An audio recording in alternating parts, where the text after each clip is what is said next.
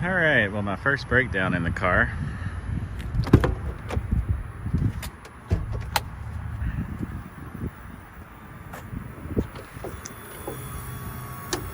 Was driving and doing just fine. I looked in my rearview mirror and saw a ton of smoke. There's absolutely no coolant in the car. Not sure exactly what happened, but I'm guessing the coolant line burst somewhere. Hopefully it's nothing more than that, but I was able to pull over safe and basically shut the car off so it didn't overheat. Got a little bit hotter than normal, but nothing terrible. Cleaned the engine today. Don't know if that had anything to do with it, but I seriously doubt it. It seems to be coming from the driver's side, and I guess this will be my first time I get to be towed home in the car. So welcome to Ferrari ownership, I suppose. I guess the next step is going to be to get the tow hook out.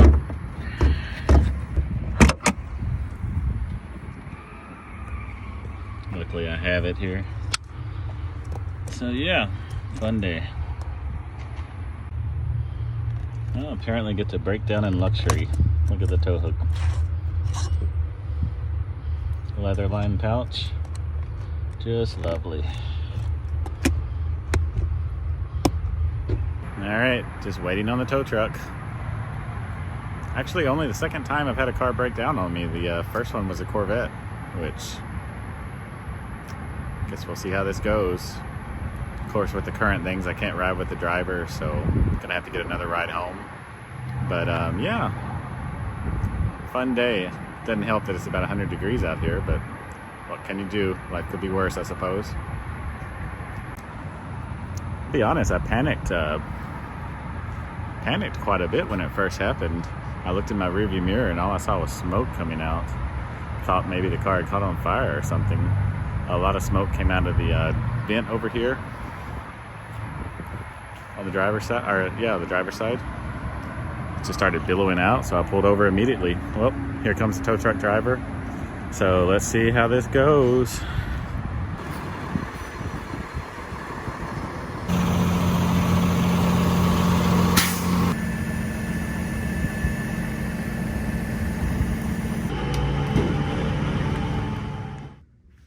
Welcome back to my garage. Today we have a Ferrari that is slightly broken. Was planning to do the oil change here soon anyway, but the car decided to come home on a tow truck, thanks to this. A coolant pipe that comes right out of the thermostat. Decided to basically explode and lose all the coolant in a pretty spectacular fashion. Wasn't expecting to see the engine in the car this quickly, but here we are. It's pretty simple to actually get to this point. Just a bunch of 10 millimeters. Of course, you had to take the carpet out. But yeah, let's take a look at it. Famous timing belts hide under these covers. You can slightly see it through there. And the pipe that burst, let me turn on the flashlight here. It got the light on. Hopefully you can see it. This hose goes right here. Basically transitions the thermostat into this water pipe. And for whatever reason, it decided to give up. I guess it was 20 years old and just had its time. Other hoses are probably suspect as well. We'll get to those in due time. But yeah, did not expect to see this into the engine so quickly. This is gonna be the fix to the car. Basically a new pipe. Got this from Ferrari of Houston. Went ahead and got some coolant from there as well that they recommended. I'll mix this with some distilled water, and then we'll figure out how to bleed the system, and we should be back on the road. Switching the pipe out itself will be super simple. You basically just put the new one in and tighten the hose clamps and you're good to go. The difficult part is going to be bleeding the system. So yeah, let's get started.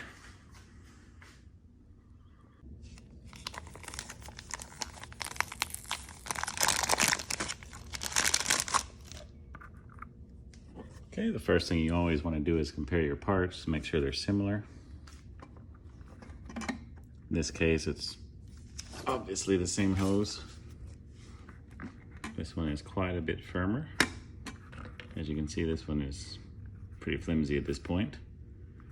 Same markings, should be good to go. Just gotta pop it on there. Drain the rest of the coolant out. It's gonna be the radiators that are in the front of the car. We'll have to remove the under tray, but no big deal. But first things first, let's put the new pipe on.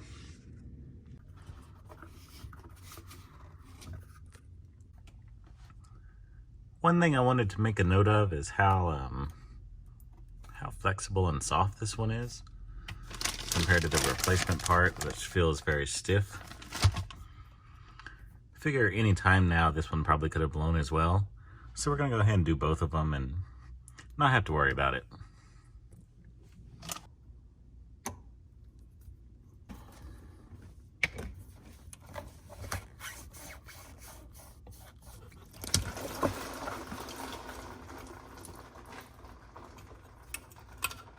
Lovely.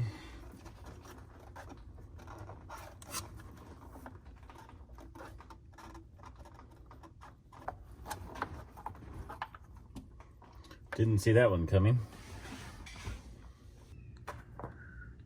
Just wanted to do a quick comparison of the parts side by side. This is a new one. Feels nice and stiff, whereas this one probably could have gone at any time. It's worth noting the new one is very slightly shorter. Probably just manufacturing differences.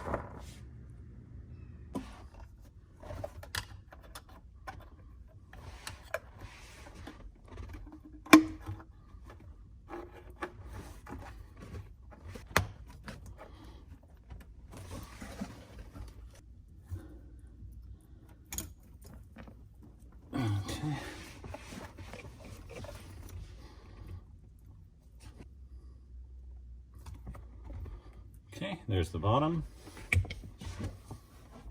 Now we'll just do the top here. All right, let's tighten it up and we are good to go. Okay, I've got my hoses tight. Feel much better about this one now. This one, of course, is new as well. This bolt right here is gonna be our bleeder screw. What we're gonna do next is drain the radiators and then refill with coolant. Okay, I'm underneath the car now. Looks like we've got a combination of 10 millimeters and a star socket. So we'll just remove these and this should just drop down. All right, so these are 10s. These are T15s.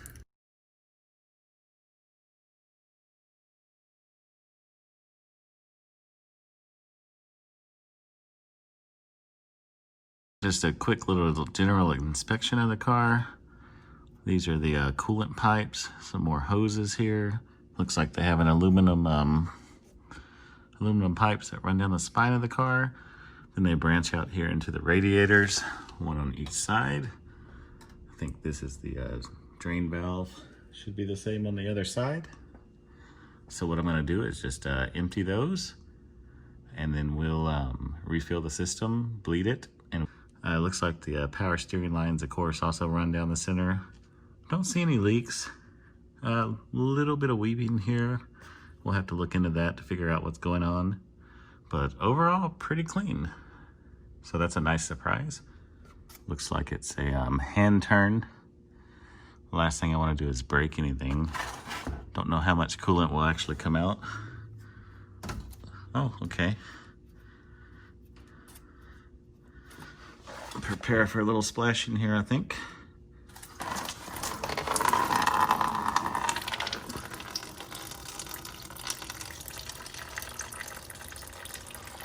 Looks like the car had green coolant.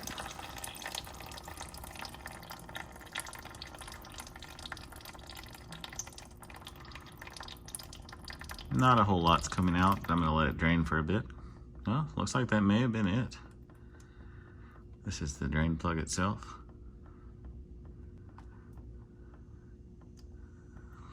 Didn't get much fluid, but again, the system has lost quite a bit when the hose ruptured. Screw this back in. Careful not to cross thread it.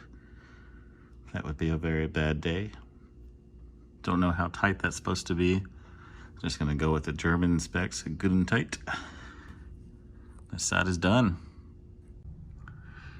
Numero dos.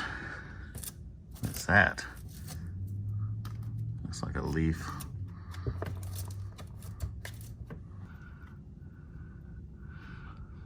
Prepare for splash. We know it's coming. Of course, I missed my drain pan a little bit.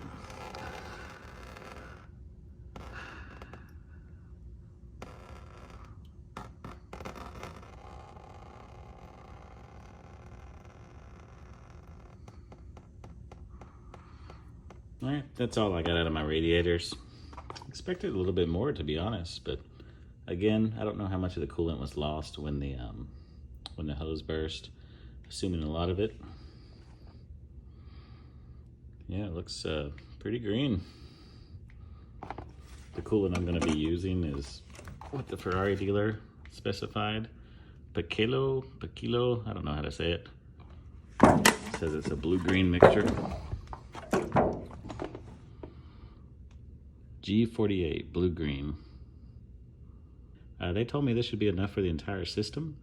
So what I'll do is we'll get some distilled water, mix it together, and start filling the system. I'm gonna leave all the under panels off for now just to make sure we don't have any leaks. So yeah, let's get to it.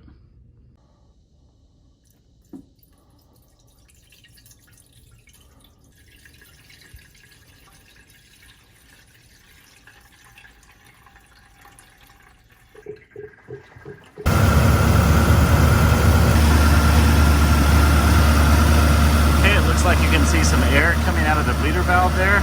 It's only finger tight. You can see the bubbles, so that's good. Just gonna let that cycle. Also have the heater on high. I don't know if you can see that. That should be the air coming out of the system.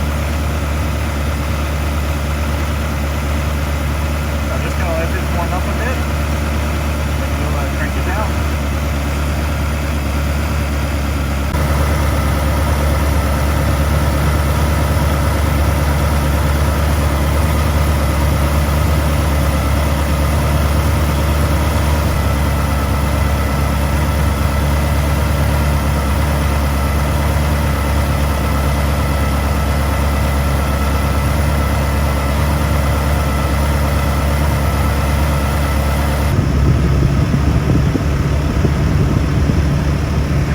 Temperature gauge is looking good. We have bled most of the air out of here. Heater's on full blast. Feels warm. Okay, it looks like we have the last of the air bubbles coming out here.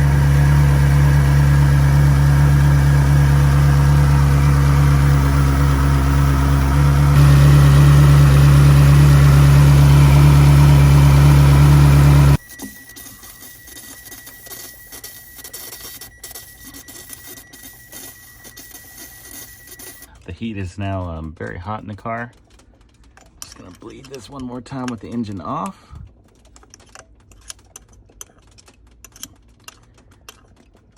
A little more air coming out. You can hear it sputtering.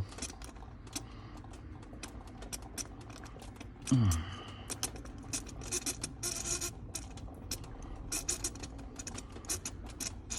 read online that most people use a pressure bleeder to do this.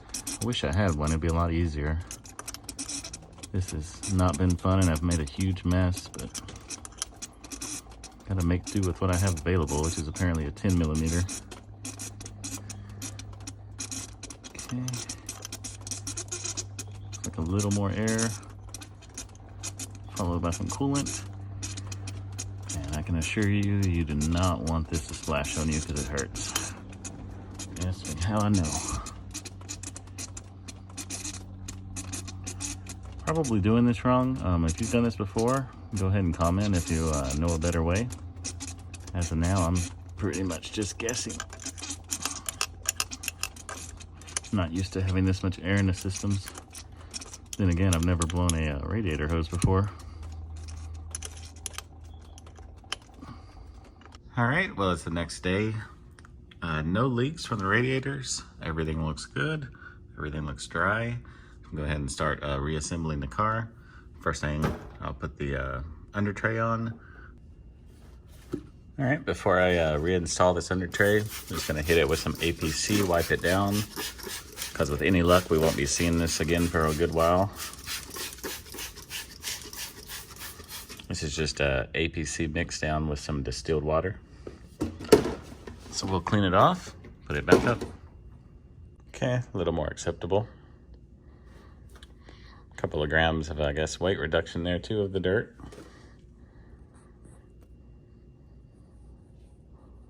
All right, got the under tray back on. Nice and solid. Just wipe down the centerpiece here. Gonna remount that, and then we will be pretty much done. All right, under trays are back. Couldn't remember if this one went on the outside or inside, so I guess my tip of the day is if you don't know, go to Bring a Trailer and find an auction for a car. They usually have pretty detailed undercarriage pictures, which will help you guide the way. Could use some cleaning, but not today. All right, we're at the point where we can road test the car. Next, I'm just gonna put this panel back in. It's held in by a load of tins. This panel's down here just have Phillips head screws, and the carpet itself just basically clips into place. There's 2 or 3 bolts on that side, and 2 in the center that bolt into the panel that's on here that hold the net in. So let's get these in and get ready to see if it works.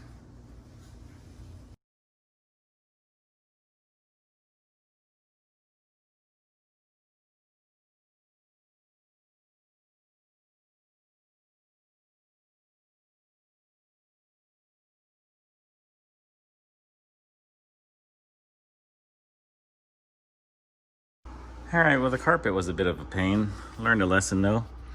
These I did in the wrong order. You want to do the carpet first and then these pieces. Then of course this piece will be last. Actually surprised at how heavy the carpet is. I got some easy weight loss if you didn't want it. All right, job is done.